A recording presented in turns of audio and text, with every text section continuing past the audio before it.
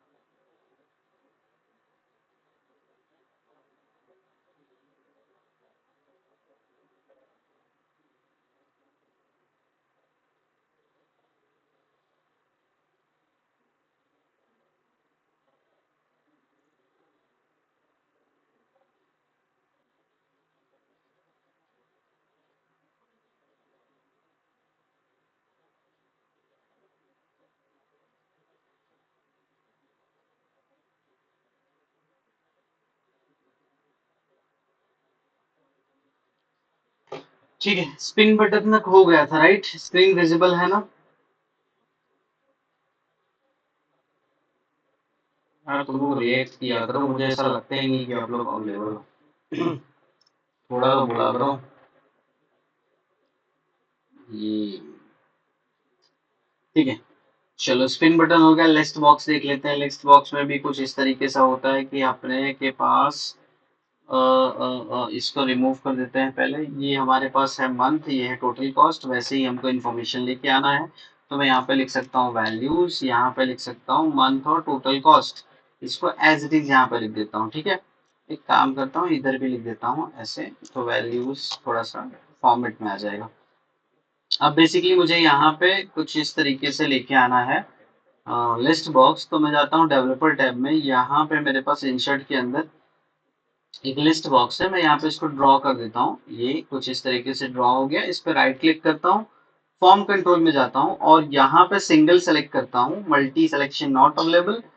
Just put input range. Input range का मतलब जो आपको यहाँ पे दिखाना है, ठीक है। तो मैं ये मंथ दिखाना चाहता हूँ, यहाँ पे मैंने ये लिख दिया। सेल लिंक मतलब कि जब ये इनपुट रेंज पे आप क्लिक करो तो इस लिंक के बेस पे कौन सा पहला क्लिक किया, दूसरा क्लिक किया, वो आपको यहाँ पे नंबर्स दिखाएगा, जो कि आप यहाँ पे रख दे रहे हो, ठीक है। 3D शेडिंग कर दो, थोड़ा प्रॉपर दिखेगा। ओके कर दिया हमने, तो यहाँ पे देखो, आप देख सकते हो जैन फेब मार्च दिसंबर तक सब दिख रहा है वैल्यू। अगर आप जैन पे क्लिक करो तो 1, जुलाई पे करो 7। इस तरीके से हायरार्की सेट हो गया है। सिंपल है। जब आपके पास ये 1 2 3 आ गया, आप वी लुकअप कर सकते हो। वी लुकअप 1 को करना है, कहाँ पे करना है, यहाँ से लेके यहाँ तक। इसको आपको फिक्स भी कर देना है, कॉमा 2 कॉमा 0। जैन आ गया। वैसे ही आपको इसी को कॉपी कर लो, पूरा लिखने की बार बार जरूरत नहीं पड़ेगी। और यहाँ पे आप टोटल कॉस्ट में चले जाओ और यहाँ पे आप 2 की जगह पे 3 कर दो, ठीक है। तो 200 हो जाएगा। क्लियर? अब आप जो भी सेलेक्ट करोगे उसके बेस पे वैल्यू चेंज होगा। ये होता है लिस्ट बॉक्स। दूसरा होता है ग्रुप बॉक्स और बटन। ग्रुप बॉक्स और रेडियो बटन क्या होता है, सिमिलर द चेक बॉक्स ऐसा होता है। आप क्या करोगे, आपने यहाँ पे एक नया सीट ले लेते हैं जिससे क्लियरिटी मिले।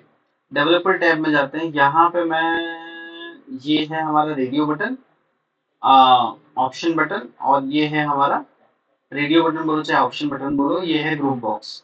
अब इन दोनों में डिफरेंस क्या है कि जैसे मैंने एक सेलेक्ट किया है यहाँ पे, ठीक है, ऑप्शन 1, इसी को कॉपी कॉपी किया, 4 ऑप्शन मैंने यहाँ पे बना दिया,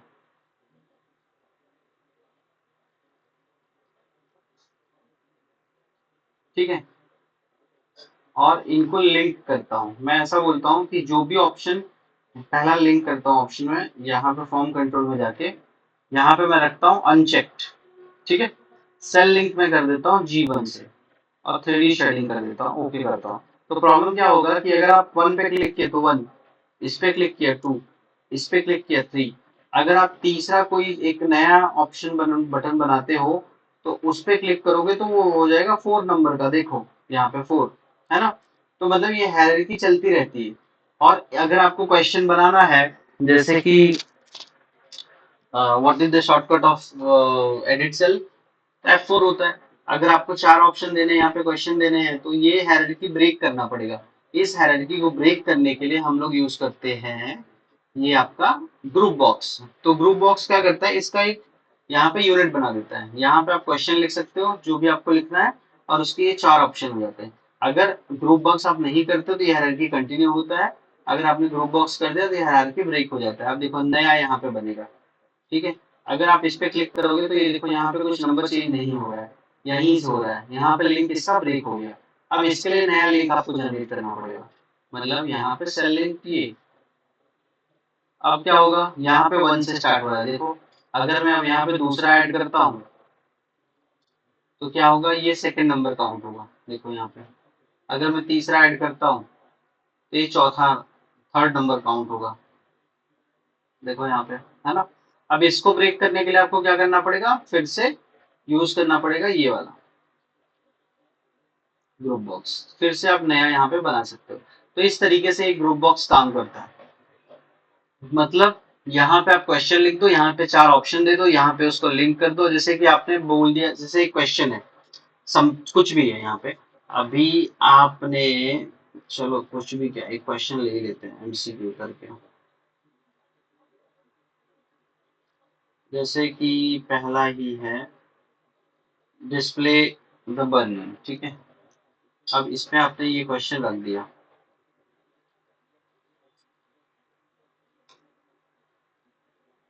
ठीक है। ये आपका क्वेश्चन हो गया। अब ऑप्शन 1 2 3 अलग अलग है। मैं बोलता हूँ ये वाला ऑप्शन सही है, मतलब ये कौन सा सेकंड ऑप्शन है। तो मैं यहाँ पे आंसर लिख देता हूँ। देखो मैं यहाँ पे लिख देता हूँ आंसर इज 2 इज करेक्ट, ठीक है। अब आपको आउटपुट निकालना है, कितने हो रहे हैं स्कोर। अगर कोई बंदा, मैं यहाँ पे लिंक कर सकता हूँ दिस इक्वल टू दिस। अगर मैं यहाँ पे कोई क्लिक करेगा तो मतलब इसका मार्क्स 0 होगा। अगर यहाँ पे क्लिक किया तो देखो ट्रू हो गया, मतलब उसने सही क्लिक किया। यहाँ पे क्लिक किया तो फॉल्स, यहाँ पे क्लिक किया तो फॉल्स। तो इस तरीके से आप जनरेट कर सकते हो रिपोर्ट कि जितने ऑप्शंस हैं उनको एक ऐसे हायरार्की में रख के एक बैकएंड में आप इसका शीट बना सकते हो, ठीक है। ये इतना बेसिक यूज होता है, उतना खास यूज नहीं है, ठीक है। अभी आते हैं नेक्स्ट हम लोग शीट 3 पे, स्क्रॉल बार पे। स्क्रॉल बार काफी यूजफुल होता है। स्क्रॉल बार का काम क्या है, C11 एरर दे रहा है, ठीक है। जैसे यहाँ पे हमारे पास सीरियल नंबर है और यहाँ पे है स्टेट, एरिया एंड पॉपुलेशन। अब मुझे क्या करना है, मुझे ना इसको इतने में दिखाना है, इतने बड़े बॉक्स में पूरा इतना बड़ा डेटा सेट दिखा देना है, इतने ही बड़े बॉक्स में। तो आप क्या कर सकते हो, इसका यूज कर सकते हो, स्क्रॉल बार का। अब इतना एरिया दिया है कि इतने एरिया में ये पूरा डेटा दिखना चाहिए मेरा। हाँ, इतने सारे जितने बड़े भी टेबल हो सभी टेबल इसी में आ जाना चाहिए, ये इसका रूल है। तो आपने क्या करेंगे इसके लिए, अब देखो यहां से मैं क्या करता हूँ, यहां से मैं कॉपी कर लेता हूँ इसका हेडर। हेडर कॉपी हो गया यहाँ पे। इसके अंदर स्टेट लेके आना है, एरिया लेके आना है और पॉपुलेशन लेके आना है, ठीक है। अभी आपको क्या लेके आना है यहाँ पे आप डेवलपर टैब में जाओगे और इंसर्ट में आपको ये लेके आना है स्क्रॉल बार। स्क्रॉल बार आपने ये यहाँ पे क्रिएट कर दिया, ठीक है। ये आपका स्क्रॉल बार हो गया, ठीक है। अब स्क्रॉल बार पे राइट क्लिक करो, यहाँ पे चले जाओ, यहाँ पे करंट वैल्यू 0 1 दे दो, मिनिमम 1 दे दो, और कितना है आपका ऑलमोस्ट 30 है तो 40 राउंड दे दो यहाँ पे वैल्यू 40। इंक्रीमेंटल चेंज 1 होगा। एक पेज में आपको 5 दिखना चाहिए, ऐसा आपने दे दिया। सेल लिंक कहीं पे भी आप कर दो, यहाँ पे ओके कर दो, ठीक है। ये आपने कर दिया सेल लिंक। अब यहाँ पे एक फॉर्मूला होता है जिसको बोलते हैं ऑफसेट। क्या लिखा है, हाँ ऑफसेट। तो ऑफसेट यहाँ पे हम लिखते हैं ऑफ सेट। ऑफसेट में रेफरेंस पूछ रहा है, रेफरेंस पूछ रहा है। तो रेफरेंस में मैं दे सकता हूँ कि मुझे ये वाला लेके आना है कॉमा, और कहाँ से, ये वाला, मतलब रो नंबर 1 कॉलम 0। तो ये क्या करेगा, देखो अरुणाचल प्रदेश दे रहा है, ओके।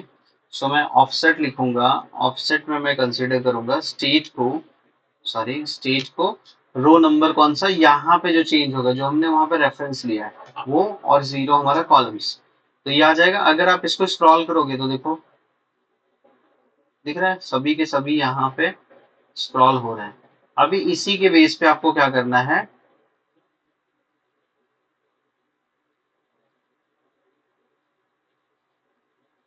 आपको ये वाला तो फिक्स कर देना है आपको, ठीक है। देखो पॉपुलेशन भी आ गया, और इसको मैं ड्रैग कर दूं नीचे, तो ये आंध्र प्रदेश क्यों दिखा रहा है?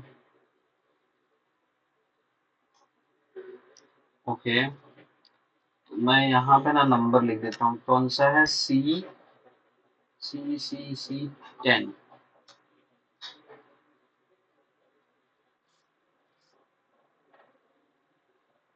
ठीक है, तो इस तरीके से अगर आप इस पे क्लिक करोगे तो दिख रहा है सब चेंज हो रहा है ना, आपका पूरा टेबल यहाँ पे चेंज होता हुआ दिखेगा, जितना डेटा होगा उतना,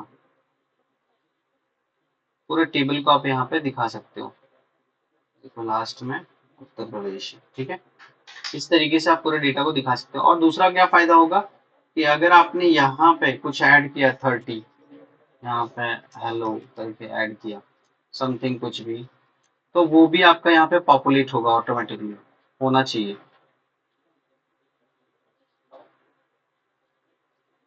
देखो यहाँ पे हेलो, ये वाला भी आ गया, ठीक है, वही फॉर्मूला। तो इसका यूज केस कहाँ पे है कि अगर आप डैशबोर्ड बनाते हो और बिगर टेबल को कहीं पर रिप्रेजेंट करना है, एक छोटे बॉक्स में इसको रिप्रेजेंट कर सकते हो, ठीक है। क्लियर है? मुंह से बोलिए। टोकन का मैंने बोल दिया उसको।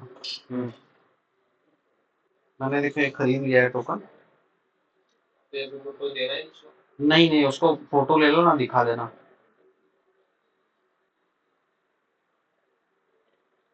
ठीक है, अप्रैल मई जून 600 का दिया एक, 3 महीने का नहीं, एक दिन का। ठीक है,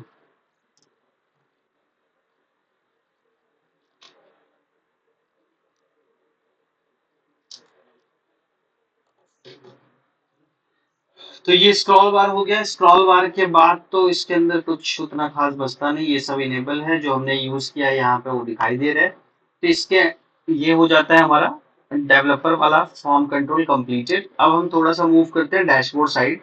मैं बेसिक्स थोड़ा बहुत बता देता हूँ, फिर आप लोग उस पर काम करोगे। 15 16।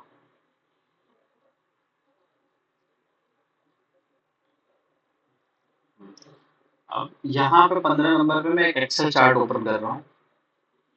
कल से हम डैशबोर्ड में मूव करेंगे, थोड़ा बहुत चार्ट देख लेते हैं, ठीक है।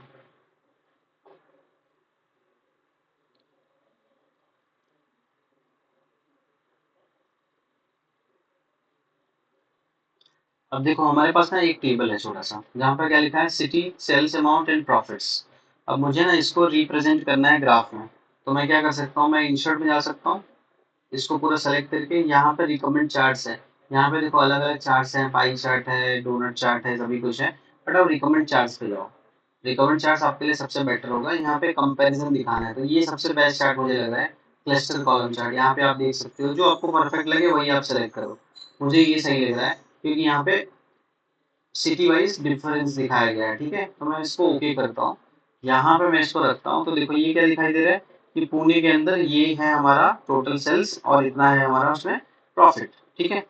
तो इसको मुझे और थोड़ा सा अच्छे से करना है, तो मैं यहाँ पे देखो चार्ट टाइटल दिया गया है, तो मैं चार्ट टाइटल पे क्लिक कर सकता हूँ। इसको मैं क्या लिख सकता हूँ, यहाँ पे मैं लिख सकता हूँ city wise sales and profit, ठीक है। इसको सेलेक्ट कर सकता हूँ, यहाँ पे जाके मैं इसका लेआउट थोड़ा और चेंज कर देता हूँ,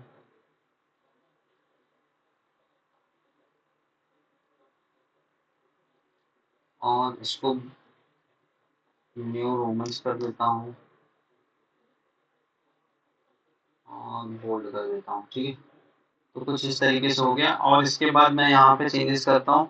यहाँ पे देखो एक्सेस टाइटल भी आप ऐड कर सकते हो, डेटा लेबल्स ऐड कर सकते हो। डेटा लेबल्स में भी ऑप्शंस है, यहाँ पे डेटा कॉल आउट का ऑप्शन आता है।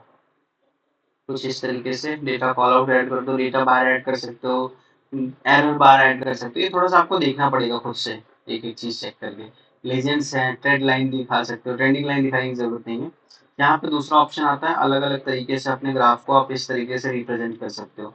तो मुझे ये सही दिख रहा है तो मैं ये वाला सेलेक्ट कर लेता हूँ। ठीक है, तो ये परफेक्टली यहाँ पे दिख रहा है। इसका थोड़ा सा मुझे खाली टाइम न्यू रोमन्स करना है, मुझे सही लगता है। तो ये पहला ग्राफ डन। ठीक है, इस तरीके से। तो यहाँ पे इसने क्या लिखा था, कॉलम चार्ट, तो इससे मैंने कॉलम क्लस्टर चार्ट बनाया। अब दूसरा क्या लिखा है, बार चार्ट। तो आपके पास सेल्स पर्सन है और टोटल सेल्स है, इसका यूज करके आपको क्या बनाना है, रिकमेंड चार्ट्स के अंदर बार चार्ट बनाना है। ठीक है, इसमें से कोई एक सेलेक्ट करो। जो देखो क्लस्टर कॉलम है, ये आपका बार चार्ट है, तो बार चार्ट बनाओ। फिर वैसे ही लाइन चार्ट बनाओ, वैसे ही पाई चार्ट बनाओ, वैसे ही स्कैटर प्लॉट चार्ट बनाओ। तो ये 4-5 चार्ट है, आपको थोड़ा सा अपने तरीके से देखना है। नहीं तो हम लोग कल से डैशबोर्ड में मूव होंगे, तो डैशबोर्ड पे हम लोग इस सारी चीजें देखेंगे। ठीक है, और कल से ना क्लास जो है हमारा ना 10 बजे से स्टार्ट होगा। 10 से 11 एक्सेल सीक्वल, और 11 से 12 सीक्वल। ठीक है, क्लियर है?